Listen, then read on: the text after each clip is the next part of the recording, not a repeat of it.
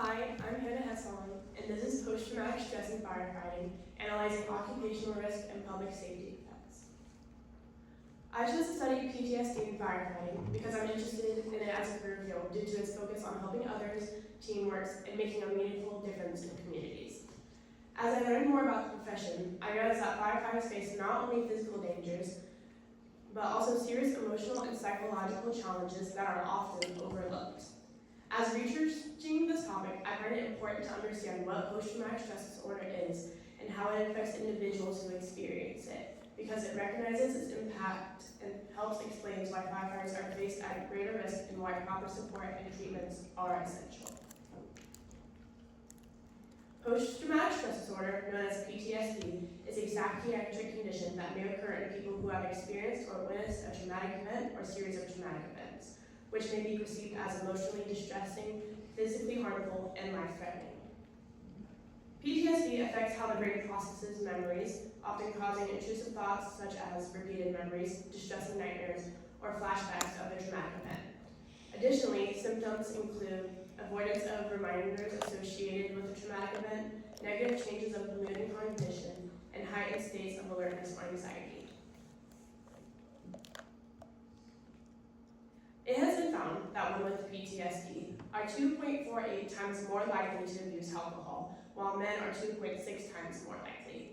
Suicide in firefighters is also significantly higher, with rates being 18 per 100,000 deaths compared to the 13 per 100,000 deaths of the general public. Given the wide-ranging impacts of post-traumatic stress disorder on individuals and its serious consequences within high-risk professions like firefighting, it becomes important to examine the broader systemic and social issues that influence how this condition is addressed and managed. 4 core issues I observed in my research are the unequal access to mental health care across states in the U.S. and in different countries across the world, how untreated PTSD puts both the firefighter and community at risk, how the mental health of California firefighters is still decreasing despite the state's leadership and advocacy for mental health, and how discussions surrounding PTSD are still neglected when it comes to first responders. These issues naturally connect to the role of law and public policy, which ultimately shape how effectively post-traumatic stress disorder is recognized and treated, supporting firefighters. Law and public policies help determine whether firefighters receive proper mental health care and PTSD support. Traditionally, workers' compensation has mainly focused on physical injuries, not stress and trauma. However, these have begun to change with legislation like Public Safety Officers Act of 2022, which expands access to mental health resources for firefighters and other first responders. States like California have begun to take steps to classify PTSD as a work-related injury, allowing access to treatment and compensation through laws such as Senate Bill 542. Despite progress, major policy gaps still persist in America and across the globe, which raises deeper questions about what society owes to the people who risk their lives every single day. In many parts of the world, protections for PTSD sufferers are still lacking, and conditions are still viewed as a job hazard rather than a disruptive mental condition. Natural disasters, wars, and wide-ranging accidents expose responders to intense trauma on a normal basis, creating an emotional weight that is just as deadly as the physical risks, and yet support still varies from each country. For example, in China, recent studies have shown an increase in organizational support following the 2008 Wenching earthquake, demonstrating that long-term organizational support, mental health treatment, and community resources can play a major role in reducing trauma-related stress among first responders. However, a UK study found that 5.62% of firefighters meets PTSD and 18.23% experience complex PTSD. This highlights the country's long-term support for trauma that prolongs their exposure. By comparing the two studies, it is shown that PTSD is a global issue. The amount of a country's trauma support system gives substantially influences its impact on firefighters, and understanding how each nation handles PTSD highlights areas for improvement in the U.S.'s response. In the United States, supporting the mental health of firefighters is vital due to its impact on the communities as well as the nation. A systemic review found that in the U.S., 20% of firefighters firefighters meet the criteria for post-traumatic stress disorder compared to the 6.8% of the population that has experienced lifetime trauma. With PTSD symptoms such as hypervigilance, traumatic flashbacks, and emotional numbness, it can interfere with quick decision-making skills that are required for emergency situations, putting both firefighters and civilians in danger. Additionally, PTSD contributes to long-term workforce issues across the United States, with many firefighters experiencing burnout or going into early retirement around age 55 and 57 due to the emotional toll of the job, which is earlier than the general public's retirement age of 62 to 63. It also discourages many new recruits from entering the profession altogether. Another contributor to the prevalence of PTSD in America is how not all states treat PTSD as a compensatable work injury. States such as West Virginia have restrictive policies that may not fully cover mental health injuries for most firefighters, and many states like North Carolina have pending legislation on bills similar to those of California State Senate Bill 542. But in 2022, the House of Representatives passed the Helping Emergency Responders Overcome, or HERO Act, which directs the Secretary of Health and Human Services to report to Congress each year on first responder suicide rates, identifying risk factors, and requires them to develop and distribute the best practices on the prevention and treatment of post-traumatic stress in first responders. The issue of firefighter PTSD is a nationwide responsibility that requires coordination with the state and local levels in order to provide care and resources for these men and women. The declining mental health of firefighters is especially significant in California. Every year, California firefighters are exposed to deadly and destructive wildfires, injured civilians, burned homes, and multiple losses of life.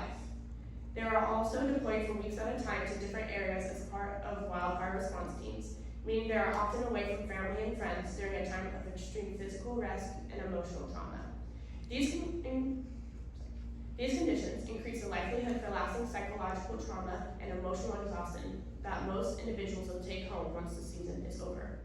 The emotional damage created by past crises have pushed California to address mental health and set an example on how to provide resources for those in the fire service with policies in Senate Bill 542, which was one of the first bills in America to recognize first responder PTSD as a work-related injury. Expanding access to treatment and support services show the efforts and progress California has made.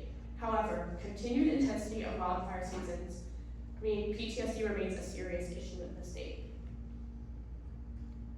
At the local level, PTSD among firefighters greatly impacts the families and communities that surround them, especially in Northern California, which faces high-risk environments including wildfires as exemplified by the 2018 Paradise Fires, vulnerability to flooding due to the Orville Dam, major traffic accidents resulting from commuter culture, and hazardous driving conditions in the surrounding mountains.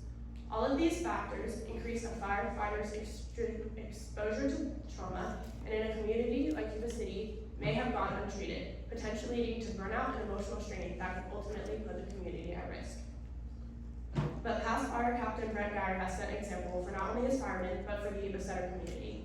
Geyer has taken action and formed a mental health task force for the Yuba City Fire Department, where the goal is to simply open line of communications about particularly rough calls they've experienced and engage in an informal but personal way. This step not only supports the firefighters in the department, but also calls for greater awareness and response from the local community. There is a clear and moral responsibility to care for the firefighters who put themselves in dangerous situations and emotionally intense in order to protect communities worldwide. But is it right to expect them to sacrifice their safety and then fail to support them when that sacrifice takes a toll on their psyche? This stigma surrounding firefighter mental health is negative, fueled by the expectation that they must remain strong under pressure and the idea that seeking help implies weakness. But these expectations aren't the only reason why there is mental health stigma. Firefighters often feel that loved ones and professionals will not be able to fully understand the trauma they face, both within the fire service and throughout their lives as a first responder. This creates an ethical obligation for the citizens to support these brave men and women, and failing to support firefighters neglects them and weakens the communities in the U.S. and all over the world. The Bible provides guidance on how Christian communities can provide support for those in suffering. offering a strong Christ-like example on addressing firefighter PTSD through a faith-based response. In Galatians 6:2, Christians are called to carry each other's burdens, and in this way you will fulfill the law of Christ, emphasizing that practical help, prayer, and compassion are essential ways to live out this command. The Bible also emphasizes the importance of rest, healing, and recognizing human limitations. In Genesis 2:2-3, God rested on the seventh day, establishing the Sabbath at the beginning of creation to emphasize the need for both physical and spiritual rest. In the Bible, Jesus notices the weariness of others and cares for them, but even he took moments to leave the crowd and pray and be in the presence of the Father, like in Luke 5:15-16. But despite Jesus' instructions, the report of his power spread even faster, and vast crowds came to hear him preach and to be healed of their diseases. But often, Jesus withdrew to the wilderness for prayer, demonstrating that rest is found in balance and solitude with God. Historical examples illustrate the principles of Galatians 6:2. The early church sold possessions to support others, and Salvation Army founder William Booth created a movement to help the weary and destitute. These examples show faith inspiring people to proactively care for others' burdens, highlighting the need for Christian support in the community. Different branches of Christianity, such as Orthodox, Protestant, and Catholic traditions, all share a similar perspective on caring for the mental health of firefighters. The Eastern Orthodox Church emphasizes holistic healing, teaching that mental health, including PTSD, affects the body, mind, and soul, and should be treated through both spiritual guidance and medical care. Pastoral counseling, prayer, and sacraments are common spiritual practices that coincide with professional psychological treatments, reflecting the Orthodox's view on how faith and science should work together in the healing process. The Catholic Church sees mental illness as a real condition that requires professional care alongside compassion and inclusion from the church. Catholic practices consist of first responder chaplaincy programs, pastoral care, and many mental health ministries and dioceses. Similarly, the Protestant Church views PTSD as an emotional and spiritual trauma that requires compassion and action from the community and the development of one's own faith.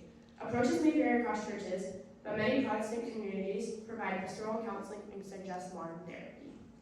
Orthodox, Protestant, and Catholic traditions, along with Christianity as a whole, are rooted in the many teachings of Christ, which often emphasize compassion, service, and bearing each other's burdens. These shared beliefs reinforce that firefighters who face repeated trauma should not endure PTSD on their own, but be shown compassion and meaningful support from both society and the Christian community. Firefighter PTSD affects not only individuals, but their families and communities. Repeated exposure to trauma creates heavily emotional challenges that can lead into job performance, personal relationships, and overall well-being. While legal efforts have improved access to support and treatments, gaps in policies and stigmas around mental health remain. From a secular worldview, some may argue that firefighters voluntarily choose high-risk professions and that the resulting emotional struggles should remain a private matter. However, trauma is unpredictable, and untreated PTSD can affect not only firefighters themselves, but also the safety and well-being of the communities they serve. By addressing firefighter PTSD through breaking mental health stigmas, encouraging ongoing dialogue, advocating for behavioral health programs in local departments, and responding with faith-based responses and compassion through carrying each other's burdens, communities can better support firefighters suffering from PTSD while recognizing that it is not only a health policy, but also a moral responsibility that strengthens families, communities, and individuals who selflessly serve others. Thank you. These are my references. Any questions?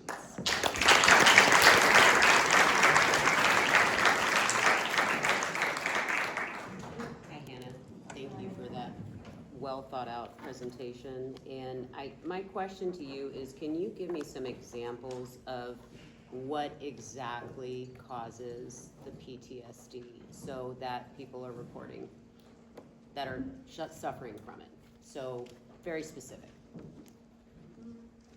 I don't have any in front of me, but from remembering in my research and what I can think of, like seeing people's houses being burned down can be traumatic, seeing people die from fires can be traumatic, or car accidents, or floods. Sorry. That's a great answer. And I think that just would cause trauma to most people, and I think seeing it over and over again for years at a time can just create an ongoing PTSD that you can't really escape because it is part of your job and you see it, maybe not every single day, but even seeing it like once a month can really affect a person's mental health. So did you see, just a follow-up question, any PTSD from, I recently had a very good friend lose her husband from the carcinogens that are in the actual, the suits and what they're experiencing when they do it. Have you seen or heard of any PTSD from that? I mean, that's gotta create a lot of fear when you know that you could die in your 50s. Yeah, I would say the fear of dying in the situations, like going in, you may be very brave and like strong going into it, but once you're in the situation and you see how dire it is and that even though you're trying to save others, you might not be able to save yourself. I think that can cause a lot of mental trauma because I feel like you can go in being very brave, but the second you realize that others may escape but you might not, can be probably one of the scariest situations any person can be put through.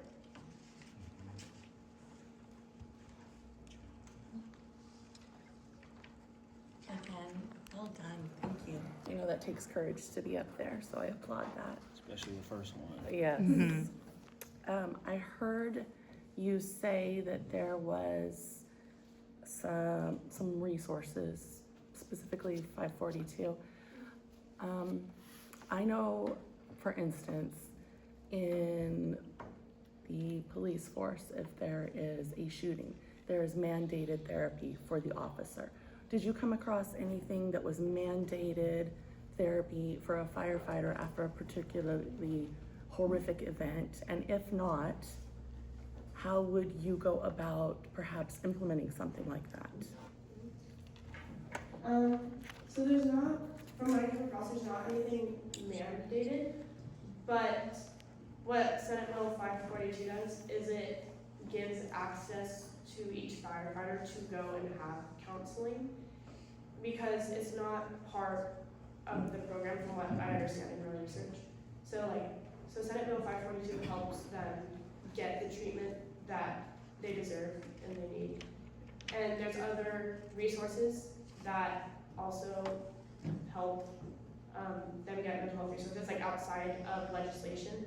Like there's like communities who have created like websites you can sign up for and they can help you find like a therapist or like help give you grants to like find professional care.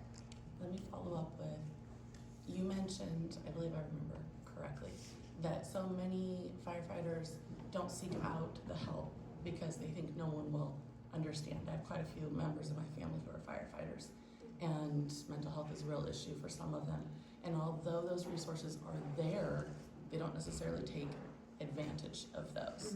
So would you think that it would be wise for local communities, if not larger areas, but at least the local, to mandate something for their firemen after something horrific? Or do you think that the resources that are available are enough? I think mandates should be in place because I think seeking help, like many people want to seek help for their PTSD, but they're too scared to, or they don't feel they'll be able to connect with a therapist, and so they'll go to multiple, and they're like, I'm just not connecting with them, and so then they'll eventually just never go back. And so I think at least mandated for the first few sessions, or at least a few years, it would be really helpful because they can then build that connection that they wouldn't have otherwise built if they were scared to never go back. Okay, thank you. All right, I got an easy question for you, and then I got one that's a bit harder.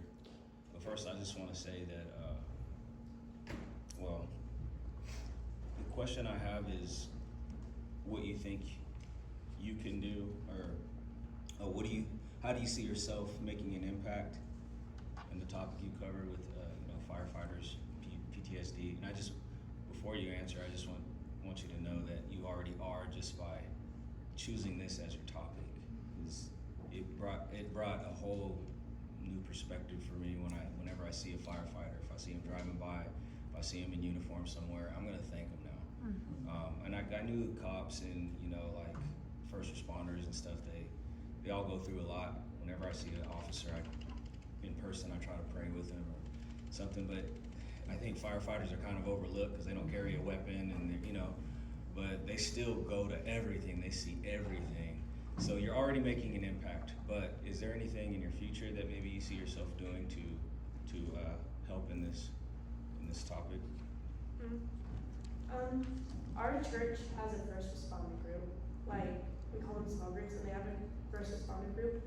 And I think if I continue in the career field, I think creating one in either in the same church or in different churches, or even creating one outside of a church, and just creating a group that meets maybe twice a month and just talking about it. I think that could be really helpful, and just something small to get started, because I know myself, and I don't think I could create a gigantic organization. I have a list of them, and they all have donation websites, and there's they do mental health runs where it's 5Ks, 10Ks, and marathons, and they donate that money to mental health services, and people do that. But I think a small way in this community I can impact is starting a group similar to what has already been started at my church. Yeah, that's a good start.